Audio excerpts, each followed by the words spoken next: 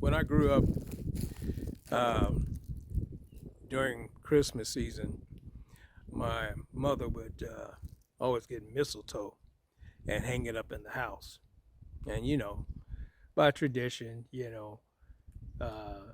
have a piece of mistletoe in the house that hung up, and then um, people would come by, and you give them a kiss up under the mistletoe. That was always a big deal.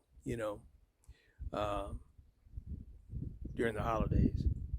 But during that time, uh, you don't give much thought to mistletoe, where it came from or anything. But when I moved out here, check it out. You see those clusters up there in the tree, right there? All of those, that's mistletoe. Fun fact. Something I didn't know uh, until I moved out here. It's like, oh, okay, mistletoe.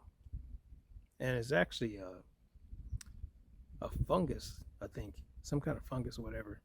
I was reading up on it that actually attacks the tree. So, but yeah, mistletoe. Those clusters are mistletoe. Something that's free that they make you pay for in the store.